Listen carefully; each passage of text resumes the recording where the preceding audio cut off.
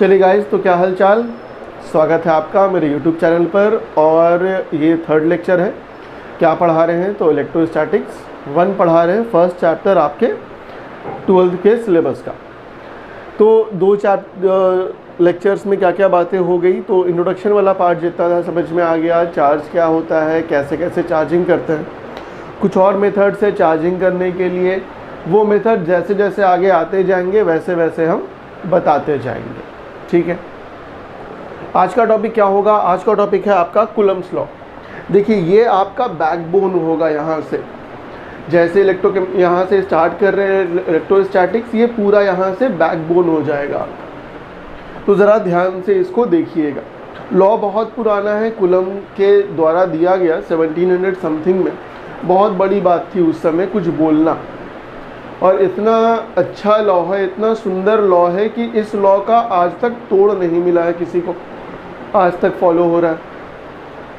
Law कहता क्या है, ध्यान से देखिएगा। लॉ ये कहता है कि अगर आपके पास दो चार्जेस हैं, if you are having two charges, then it states that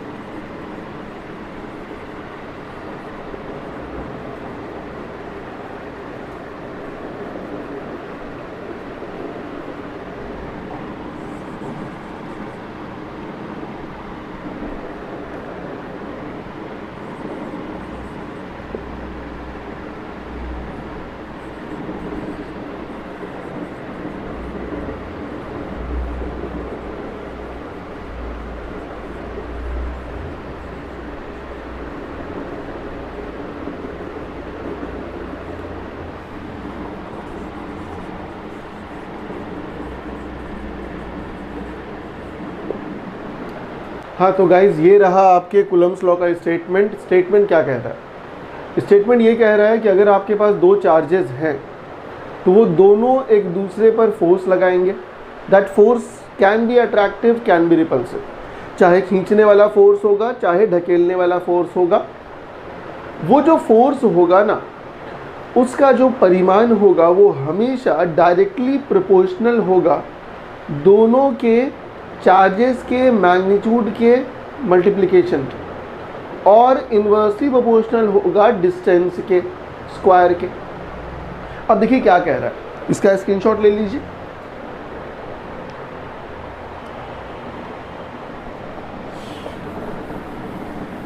अब देखिए, कूलम्ब्स लॉ ये कहता है, क्या कहता है कूलम्ब्स लॉ? कुछ तो कहता है ना।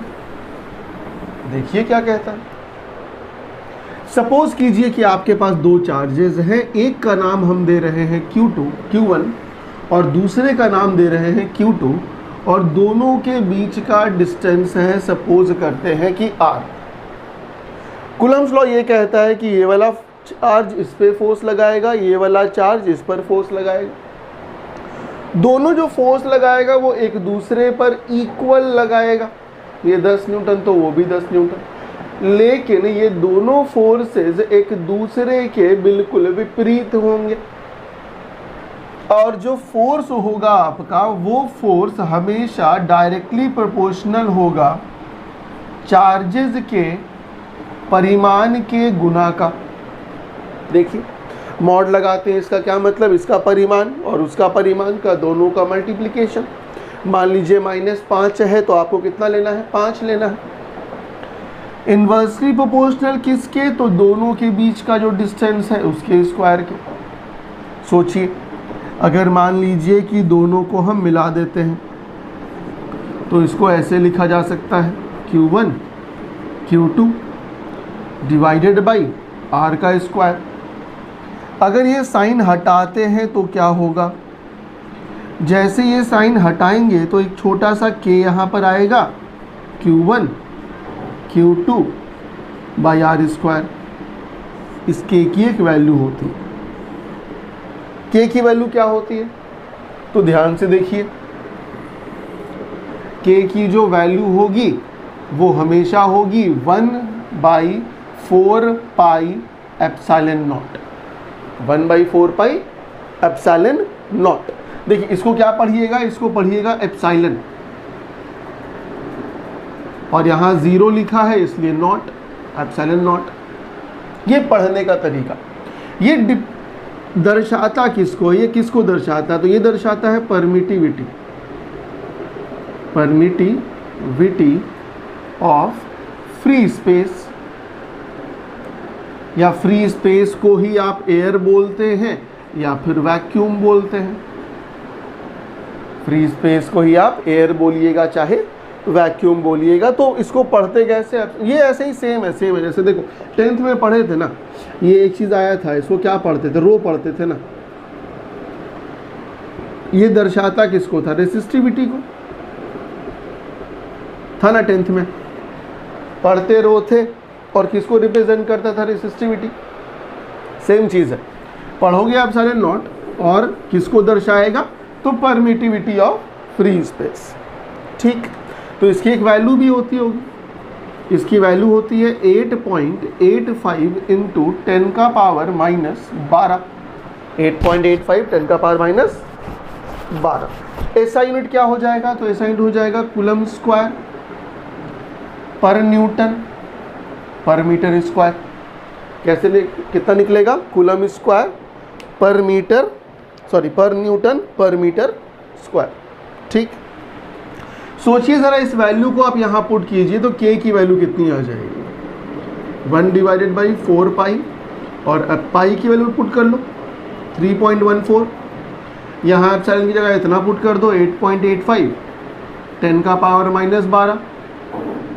जैसे पुट की ये वैल्यू कितनी आ जाएगी, तो ये वैल्यू आपकी आ जाएगी 9 इंटू 10 का पावर 9, 9 इंटू 10 का पावर 9 आ गई। इसका ऐसा यूनिट कितना हो जाएगा, तो इसका ऐसा यूनिट हो जाएगा न्यूटन मीटर स्क्वायर पर कूलम स्क्वायर, k की वैल्यू।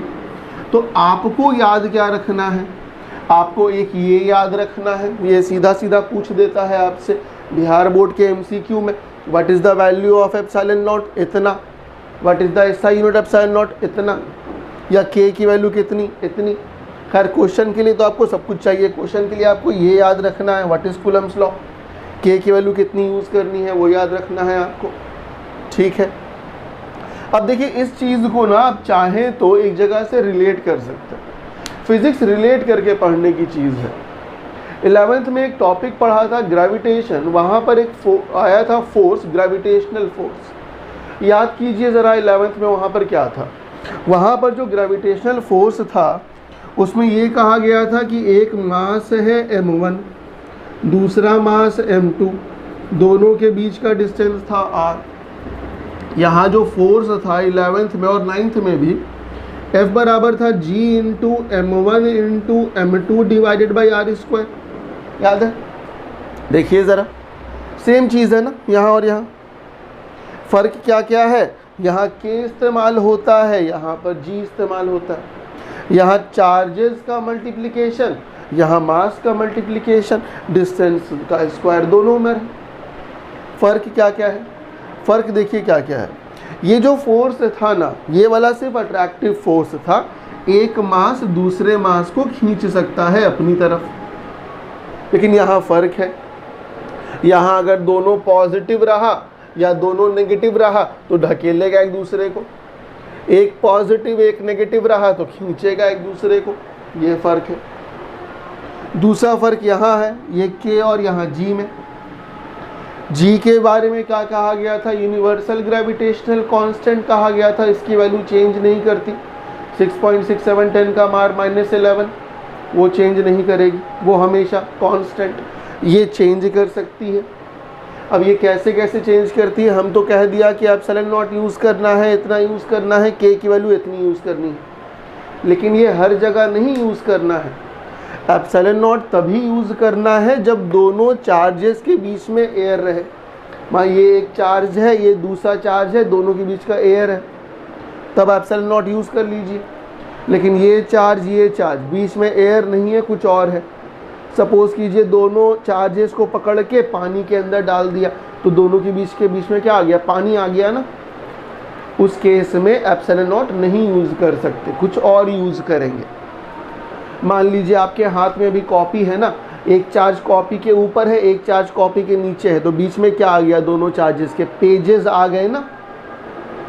एप्सिलॉन नॉट नहीं यूज़ कर सकते, वहाँ पर वैल्यू चेंज कर जाती है, इसकी भी और इसके वजह से के की भी वैल्यू चेंज कर जाएगी। तो ये फ़र्क होता है दूसरे में।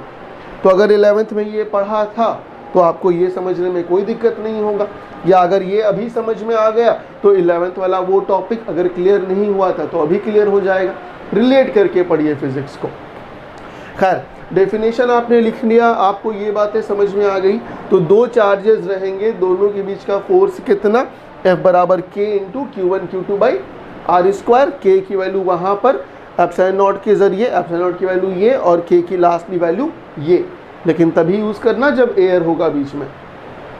इसी लेक्चर के लास्ट में बताएंगे कि अगर नहीं होगा एयर तब क्या करेंगे। खैर, ये जो फोर्स आया है, ये फोर्स सिर्फ मैग्नीट्यूड आया है उसका, ये याद रखना।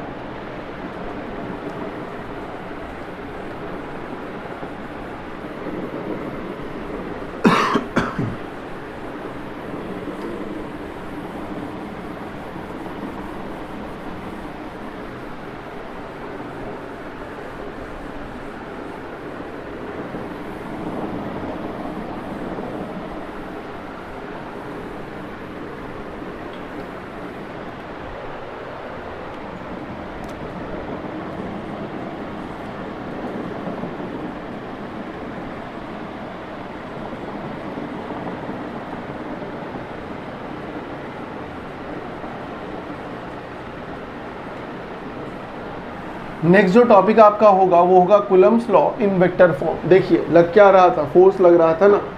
फोर्स एक वेक्टर क्वांटिटी होती है, तो उसको वेक्टर के ज़रिए भी पढ़ना पड़ेगा आपको, ठीक है। सेम चीज़ है, थोड़ा सा मुश्किल है तो ध्यान से देखिएगा, और सीबीएसई वाले तो आंख फाड़ के देखेंगे। अब ध्यान से देखिए, मान लीजिए कि आपके पास दो चार्जेस हैं, तो लेट अस कंसीडर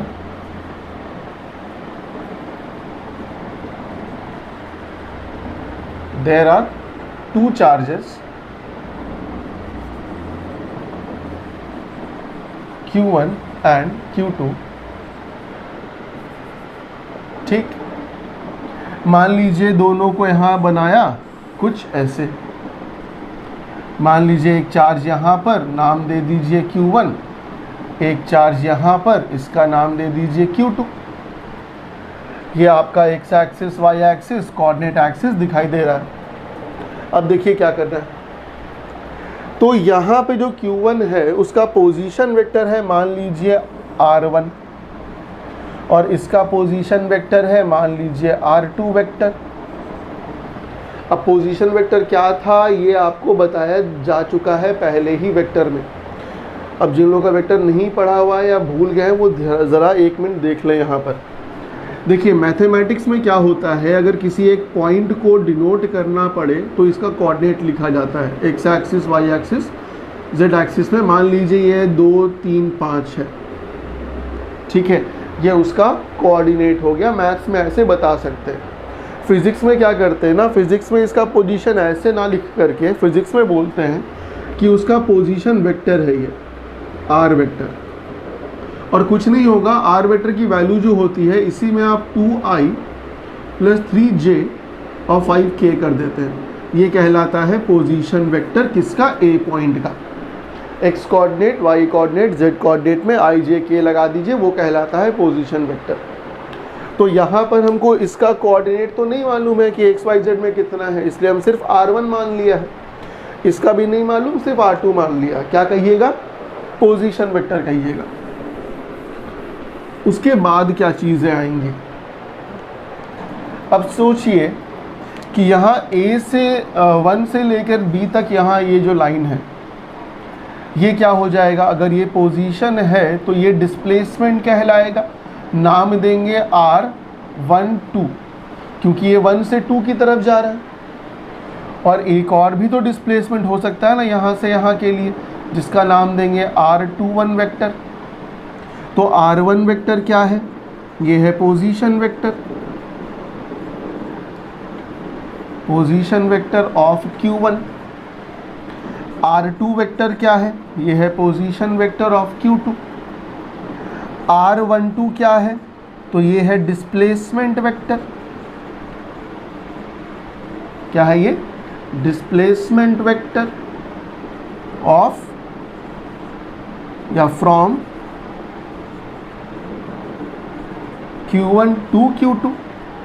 और इसकी वैल्यू कितनी होगी, डिस्प्लेसमेंट निकालते कैसे है, याद है, डिस्प्लेसमेंट निकालते थे final position minus initial position. तो अगर R12 की वैल्यू हम निकालें तो फाइनल पोजीशन कितना, R2 वेक्टर, इनिशियल पोजीशन कितना, R1 वेक्टर, है ना, फाइनल वेक्टर माइनस इनिशियल, तो final position R2, initial R1। Similarly आप बात करें अगर R21 की, तो R21 क्या हो जाएगा, ये हो जाएगा डिस्प्लेसमेंट वेक्टर फ्रॉम कहाँ से कहाँ, तो ये Q2 से Q1 तक। और इसकी वैल्यू क्या, तो देखिए R1 vector minus R2 vector, क्यों, 2 से स्टार्ट हुआ 1 पे ख़त्म, तो 1 फाइनल हो गया, 2 इनिशियल हो गया।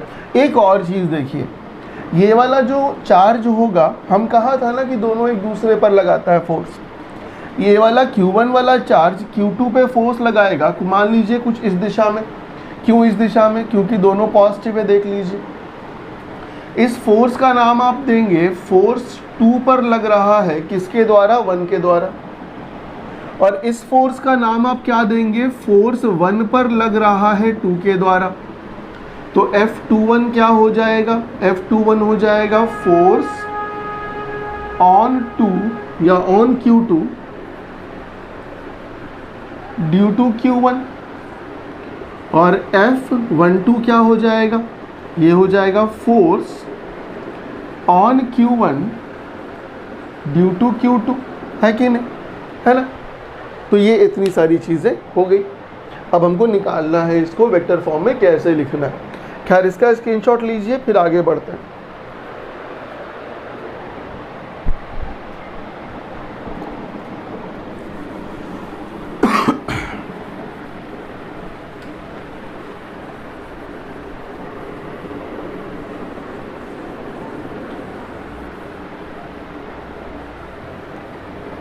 चलिए, इन्हीं दोनों फोर्सेस की वैल्यू हमको लिखनी है, किस में लिखनी है, तो वेक्टर फॉर्म में लिखनी है।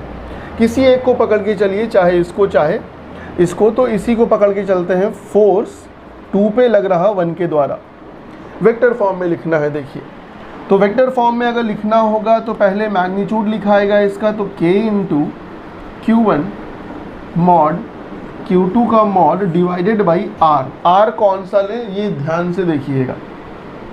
फोर्स कौन सा है, तो फोर्स है 2 पे लग रहा 1 के द्वारा, ये वाला फोर्स। अब इस दिशा में दोनों में से देखिए कि कौन सा डिस्प्लेसमेंट है, तो ये पहला वाला ना, R12। तो यहाँ जो R लगेगा वो R12 वेक्टर, और यहाँ तो सिर्फ मैग्नीट्यूड लेते हैं, तो मैग्नीट्यूड का स्क्वायर। इस फोर्स का जो परिमाण आएगा वो इतना ही आएगा।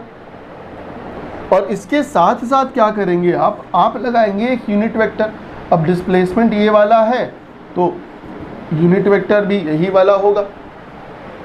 इसी डिस्प्लेसमेंट के अलोंग जो यूनिट वेक्टर यहाँ पर ये लिखाता है फोर्स आपका, ठीक है। थोड़ा सा और आगे बढ़ते हैं, हम यूनिट वेक्टर के बारे में क्या जानते हैं याद कीजिए ज़रा। हम यूनिट वेक्टर के बारे में जानते हैं कि वो हो जाता है क्या, वो होता है आपका कुछ ऐसे। यूनिट वेक्टर का डिफिनेशन ही कहता है वेक्टर डिवाइडेड बाय उसका मैग्नीट्यूड। याद कीजिए, यूनिट वेक्टर का डिफिनेशन ही था कि इसको अगर लिखना है तो आपको लिखना पड़ेगा वेक्टर डिवाइडेड बाय उसका मैग्नीट्यूड। अब एक मैग्नीट्यूड यहाँ पे है और यहाँ है, ये आगे आके यहाँ मिल करके स्क्वायर का क्यूब बन सकता है। तो आपका ये हो जाएगा force 2 1 will be equal to K into Q1 Q2 by R12 के मॉड का क्यूब, और यहाँ क्या बचा, तो सिर्फ बचा R12 वेक्टर। ये आई आपके फोर्स की वैल्यू। कौन सा फोर्स है याद कीजिए, फोर्स 2 पे लग रहा है 1 के द्वारा। यहाँ क्या यूज़ किया 1 2, और यहाँ भी 1 2। आप चाहें तो इसके ज़रिए आप ये वाला फोर्स भी लिख सकते हैं। जब यहाँ 2 1 था तो यहाँ 1 2 और 1 2, तो इसको आप चेंज कर दीजिए। अगर मानिए कि आपको ये वाला लिखना है, फोर्स 1 2 पर लिखना है, तो आप क्या करेंगे, आप लिखेंगे K Q1 का मॉड Q2 का मॉड डिवाइडेड बाय, यहाँ हो जाएगा R21 वेक्टर का क्यूब, और यहाँ भी हो जाएगा R21 वेक्टर। कुछ इस तरीके से है कि नहीं, कोई दिक्कत नहीं। खैर, उसको थोड़ा देर बाद देखते हैं, यहीं से थोड़ा सा आगे बढ़िए। अब यहाँ से इस R12 की देखिए वैल्यू हम निकाला था। R12 की वैल्यू क्या थी, तो ये F21 vector will be equal to K into Q1 का मॉड Q2 का मॉड, और यहाँ R12 है तो R12 का वैल्यू हो जाएगा R2 vector minus R1 vector के मैग्नीट्यूड का क्यूब, और यहाँ हो जाएगा R2 vector minus R1 vector. है कि नहीं, कोई दिक्कत नहीं। सोचिए अगर ये ऐसे लिखाया है तो 1 2 वेक्टर वाला कैसे लिखाएगा, ये लिखाएगा K into Q1 Q2 mod, और यहाँ 2 की जगह 1, यहाँ भी 2 की जगह, ऐसे करके यहाँ पर R1 vector minus R2 vector. देखिए फ़र्क है, यहाँ मैग्नीट्यूड है और यहाँ मैग्नीट्यूड नहीं है, ध्यान से देखिएगा। तो ये फोर्सेस की वैल्यू हो गई वेक्टर फॉर्म में, ये वाली और ये वाली, कुछ ऐसे। एक स्टेप और आगे बढ़ते हैं, ज़रा इनके तरफ ध्यान से देखिएगा, इन दोनों की तरफ। ये क्या है, ये R1 माइनस R2 वेक्टर का नेगेटिव माइनस है, यहाँ R2 माइनस R1 का माइनस, लेकिन मॉड लगा हुआ है। ये है क्या, तो ये बेसिकली डिस्प्लेसमेंट है, यही ना है, यहाँ से लेके यहाँ तक की दूरी है ना। सिर्फ मैग्नीट्यूड का मतलब होता है यहाँ से लेके यहाँ तक के दूरी का क्यूब है। अब दूरी तो सेम रहेगी ना, चाहे ऐसे हम बात करें यहाँ से यहाँ, चाहे यहाँ से यहाँ, दूरी तो सेम रहेगी। हाँ, ये सेम नहीं होगा, ये वेक्टर्स हैं, ये सेम नहीं होगा। हाँ, यहाँ मॉड लगा हुआ, वैल्यू तो सेम आएगी, ये भी 10 सेंटीमीटर तो ये भी 10 सेंटीमीटर। तो हम कह सकते हैं कि R12 vector minus R21 vector का मॉड जो होगा वो R21 माइनस R12 के मॉड के बराबर होगा। तो हम चाहे तो इसको रिप्लेस कर सकते हैं। इसी को एक स्टेप आगे लेके चलते हैं, तो F12 vector should be equal to K into Q1 into Q2 divided by, अगर R1 vector minus R2 vector के जगह पर R2 माइनस R1 का मॉड का क्यूब कर दे तो कोई दिक्कत नहीं। यहाँ क्या बचा, R1 माइनस R2 वेक्टर बचा, कोई दिक्कत नहीं, चेंज कर सकते हैं। यहाँ से एक नेगेटिव साइन को बाहर निकाल दीजिए तो ये पलट जाएगा, ये हो जाएगा F12 vector is equal to K Q1 Q2 R2 vector minus R1 vector का क्यूब यहाँ से माइनस साइन जो बाहर निकाला है उस माइनस को हम यहाँ लिख दे रहे हैं और ये हो जाएगा r2 vector minus r1 vector. देखिए तो ज़रा ये देखा देखा लग रहा है क्या, यहाँ पर सेम है ना। तो हम क्या लिख सकते हैं कि f12 वेक्टर जो होगा वो हमेशा नेगेटिव साइन और f21 वेक्टर के बराबर है कि नहीं। क्या प्रूफ हुआ, क्या निकालने की कोशिश किया। तो हम निकाल रहे थे कूलम्स लॉ को वेक्टर फॉर्म में, तो कूलम्स लॉ वेक्टर फॉर्म में यहाँ तक हो गया मेरा, ठीक है। यही लिखाता है फोर्स जो वेक्टर फॉर्म में, ये भी फोर्स वेक्टर फॉर्म में, दोनों फोर्स। एक स्टेप आगे यहाँ से यहाँ तक इसलिए आए हैं क्योंकि आपको कभी कभी बोलता भी है कि प्रूव कीजिए कि जो फोर्सेस लग रहे हैं वहाँ पर वो दोनों फोर्सेस एक दूसरे के अपोजिट हैं और बराबर हैं। तो यहाँ से ये पता चल रहा है कि दोनों फोर्सेस आपस में बराबर हैं लेकिन दोनों का डायरेक्शन उल्टा है। तो इस चीज़ को नोट कर लीजिएगा। देयरफॉर या thus the forces are equal and opposite। अगर एग्जाम में आता है तो ये 4 लाइन लिख दीजिएगा तो कोई हर्ज नहीं है, ठीक है। आप यहाँ तक ही आइएगा, यहाँ तक मत छोड़ दीजिएगा। खैर, हम क्या कहा आपको, हम कहा कूलम्स लॉ क्या होता है समझ में आ गया, वेक्टर फॉर्म में कैसे लिखते हैं ये भी समझ में आ गया।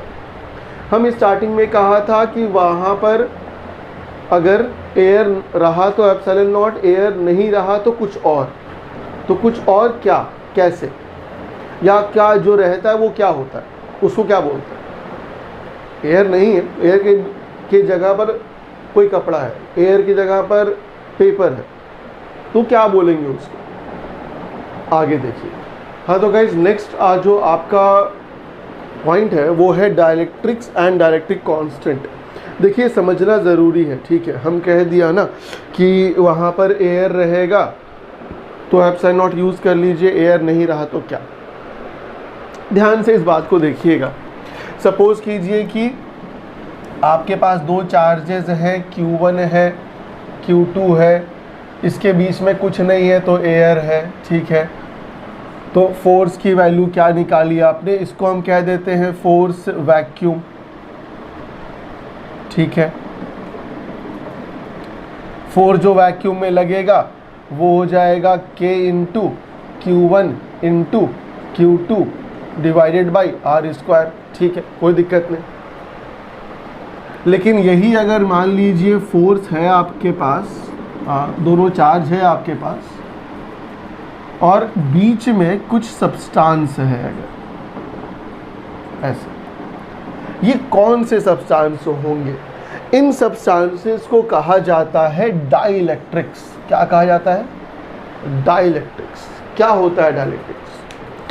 बेसिकली आप 2 चीज़ें पहले से जान रहे हैं। कंडक्टर आप जान रहे हैं क्या होता है ना, जो चार्ज को फ्लो करवा दे, जैसे एल्युमिनियम, कॉपर, आयरन। इंसुलेटर्स भी आप पहले से जान रहे हैं जो चार्ज को फ्लो ना करवाए, जैसे रबर, प्लास्टिक, वुड, ये सारी चीज़ें।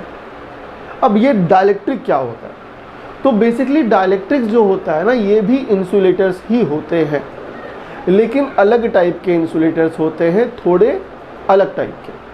देखिए क्या होते हैं इसमें, खासियत क्या है इनकी। तो इनकी खासियत ये है कि कभी भी किसी डाइलेक्ट्रिक को आप लेके जाते हो इलेक्ट्रिक फील्ड में, अगर कभी भी किसी डाइलेक्ट्रिक को आप इलेक्ट्रिक फील्ड में लेके जाते हो तो उनके सरफेस पर क्या होता है कि कुछ चार्ज आपको इंड्यूस हुआ हुआ दिखाई देता है। सपोज कीजिए कि ये मेरा एक इलेक्ट्रिक फील्ड है, ऐसे ये एक इलेक्ट्रिक फील्ड है। हम किसी डाइलेक्ट्रिक मटेरियल को इसके बीच में लेके गए ऐसे, ठीक। तो होगा क्या कि ये वाला हिस्सा जो डाइलेक्ट्रिक का होगा ना, वो आपका नेगेटिवली चार्ज ऐसे ले लेगा और जो ये वाला हिस्सा होगा यहाँ पॉजिटिव चार्ज। देखिए समझिए इस बात को, यहाँ चार्ज ट्रांसफर नहीं हो रहा। अगर ट्रांसफर होता तो इसको कंडक्टर बोल देते ना, नहीं। जैसे मान लीजिए ये अगर डाइलेक्ट्रिक है, यहाँ मान लीजिए इलेक्ट्रिक फील्ड है, तो ये वाला हिस्सा में आपको नेगेटिव चार्ज दिखाई देगा और इस वाले हिस्से में पॉजिटिव चार्ज दिखाई देगा। अब ये नेगेटिव चार्ज और पॉजिटिव चार्ज कहाँ से आया, ये कौन से इलेक्ट्रॉन्स की वजह से आया, इसका पूरा डिटेल में आपको पढ़ना है सेकेंड चैप्टर में। अभी यहाँ पे बस इतना समझिएगा कि जैसे ही डाइलेक्ट्रिक को हम इलेक्ट्रिक फील्ड में लेके गए तो ये वाला हिस्सा में नेगेटिव चार्ज, और ये कितना ज़रा सा नेगेटिव होता है, बहुत ज़्यादा अमाउंट का नहीं, थोड़ा सा नेगेटिव चार्ज यहाँ शो करेगा, थोड़ा सा यहाँ शो करेगा। जैसे इसको इलेक्ट्रिक फील्ड से हटा लेंगे आप तो फिर से ये नॉर्मल हो जाएगा, जैसे लेके गए वापस थोड़ा सा नेगेटिव थोड़ा सा पॉजिटिव, ऐसे शो करेगा। This is called dielectric. Examples क्या क्या है, तो एग्जाम्पल्स में ग्लास है, सरमाइका जो होता है ना, देखो गेट के ऊपर लगता है या टेबल के ऊपर सरमाइका, पेपर भी बहुत अच्छा डाइलेक्ट्रिक है, वाटर इज ऑल्सो डाइलेक्ट्रिक। तो इन सारे चीज़ों में क्या होता है कि वो चार्जेस दिखाई देंगे आपको हल्के हल्के। तो मान लीजिए कि यही दोनों चार्जेस हैं और बीच में एक डाइलेक्ट्रिक सब्सटेंस अगर आ गया, तो आप फोर्स की वैल्यू कितनी लिखिएगा, तो फोर्स हम इसको मीडियम कर दे रहे हैं। मीडियम इसलिए क्योंकि कोई मीडियम है बीच में, यहाँ कोई मीडियम नहीं था बीच में। इसी फोर्स की वैल्यू हो जाएगी K into Q1 into Q2 divided by R का स्क्वायर। ठीक, कोई दिक्कत नहीं।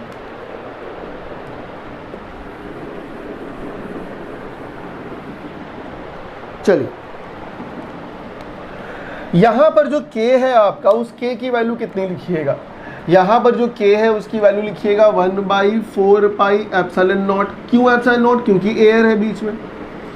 यहां पर Q1 का मैग्नीट्यूड Q2 का मैग्नीट्यूड बाई R स्क्वायर।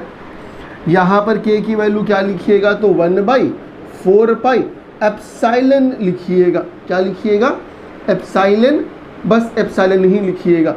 यहाँ Q1 यहाँ Q2 divided by R square. क्यों लिख रहे हैं सिर्फ एप्सिलॉन, क्योंकि बीच में मीडियम है, उस मीडियम की ना यहाँ वैल्यू लिखनी पड़ेगी। यहाँ एयर था तो एप्सिलॉन नॉट। आप इन दोनों को डिवाइड कर दीजिए। देखिए डिवाइड क्यों कर रहे हैं, आखिर है क्या।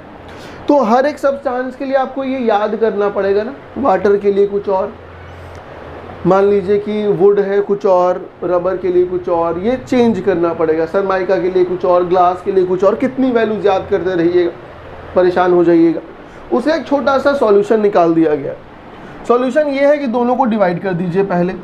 तो ये F vacuum divided by force in medium, अगर दोनों वैल्यूज़ को आप डिवाइड करते देखिए क्या होगा, 1/4 pi epsilon not Q1 Q2 by R square, 1/4 pi epsilon Q1 का मैग्नीट्यूड Q2 का मैग्नीट्यूड बाई R स्क्वायर। कुछ चीज़ें कटेंगी ना, कुछ चीज़ें क्या, बहुत सारी चीज़ें कट जाएंगी। ये दोनों टर्म ख़त्म, ये टर्म भी ख़त्म, 4 पाई से 4 पाई भी ख़त्म। क्या बचा आपके पास, ये एप्सिलॉन ऊपर आएगा, ये नीचे हो जाएगा, तो ये हुआ एप्सिलॉन बाई एप्सिलॉन नॉट। तो force in vacuum by force in medium की वैल्यू सीधी सीधी आ गई, एप्सिलॉन बाई एप्सिलॉन नॉट। अब देखिए क्या किया गया, इसको कहा गया है एप्सिलॉन R या फिर K, कैपिटल K यूज़ कीजिएगा। कैपिटल K एक्चुअली नहीं, ये कप्पा यूज़ यहाँ पर होता है। अब कप्पा क्या है, कप्पा भी वैल्यू है, जैसे आपका एप्सिलॉन होता है, जैसे रो होता है, वैसे ही कप्पा भी है। तो कप्पा ना बोल करके इसको K ही लिखा जाता है। खैर, तो इसको क्या कहा जाता है, इसको कहा जाता है डाइलेक्ट्रिक कांस्टेंट। क्या कहा जाता है, डाइलेक्ट्रिक कांस्टेंट। तो क्या सर इसको याद करना है, नहीं सर इसको याद नहीं करना है, ये वैल्यू दिया रहेगा क्वेश्चन में। ग्लास के लिए दिया रहेगा कि ग्लास है तो वैल्यू 2 से 3 के बीच में। मान लीजिए कि आपका वाटर है तो इसकी वैल्यू 80 रहती है। मान लीजिए कि सर माइका अगर है, माइका तो 5 से 6 के बीच में कोई वैल्यू रहेगा, वो क्वेश्चन में दिया रहेगा। तो चाहे इसको डाइलेक्ट्रिक कांस्टेंट बोलिए या इसका एक और नाम है, अगर इसको लें तो इसका नाम हो जाता है रिलेटिव परमिटिविटी। रिलेटिव परमिटिविटी बतवा बराबर है, चाहे इसको डाइलेक्ट्रिक कांस्टेंट बोलो या रिलेटिव परमिटिविटी बोलो, कोई दिक्कत नहीं। जैसे सपोज करो, इसका यूज़ कैसे करेंगे, तो सपोज करो कि 2 चार्जेस हैं तुम्हारे पास और दोनों चार्जेस में दिया हुआ है क्या, कि दोनों चार्जेस जो हैं वो कुछ ऐसे हैं, यहाँ Q1 है, यहाँ मान लो Q2 है, डिस्टेंस R है तुम्हारा, और कह दिया गया कि इसके बीच में क्या रखा हुआ है, तो कोई मटेरियल रखा हुआ है। क्या रखा हुआ है? कोई मटेरियल रखा हुआ है, मटेरियल के बीच में ऐसे चार्जेस है, ठीक। और क्या दिया रहेगा क्वेश्चन में? तो ये दिया रहेगा कि जो मटेरियल है उसके K की वैल्यू है मान लीजिए 5। K की वैल्यू कितनी है? मान लीजिए 5 है। आपको क्या करना पड़ेगा? देखिए क्या कीजिएगा। आप क्या जानते हैं? आप ये जानते हैं कि फोर्स इन वैक्यूम या force in air divided by force in medium, इसकी वैल्यू होती है K। तो यहाँ से फोर्स इन मीडियम की वैल्यू कितनी हो जाएगी? Force in vacuum divided by K। K कौन सा? कैप्पा वाला K, कैपिटल K। तो आप फोर्स इन वैक्यूम तो जान रहे हैं ना भैया, कितना होता है? 1/4 pi epsilon not Q1 Q2 के magnitude divided by R square. अब डिवाइड कर दीजिए K से, तो बेसिकली ये ऐसा हो जाएगा 1/K इंटू, और इसकी वैल्यू तो पता ही है आपको, 9 × 10⁻⁹ Q1 Q2 divided by R square, ऐसे सिंपल। अब यहाँ सोचिए ना, अगर ये दिया रहेगा यहाँ 5 कर दीजिए। मान लीजिए कि आपके इसमें वाटर है बीच में, तो 80 हो जाएगा। मान लीजिए ग्लास है, तो 2 से 3 के बीच में कोई वैल्यू रहेगी, वो क्वेश्चन में दिया रहेगा आपसे। तो आपको याद नहीं करना है इसको, आपको याद नहीं करना ना, आपको एप्सिलॉन की वैल्यू याद करनी, हर अलग अलग मीडियम के लिए याद नहीं करना। आपको बस ये याद रखना है कि force in vacuum by force in medium जो होता है वो हमेशा K के बराबर होता है। तो यहाँ से फोर्स इन मीडियम आपका निकल गया, force in vacuum by K। आई बात समझ में? तो आपको क्वेश्चंस को कुछ इस तरीके से बनाना पड़ेगा, ठीक है। आज का लेक्चर यहीं पे ख़त्म कर रहे हैं। अगर मान लीजिए किसी भी तरीके की कोई भी डिफ़िकल्टी आती है तो आप सबके पास मेरा नंबर है, अगर नहीं है तो इस वीडियो में हम डाल देंगे अपना नंबर।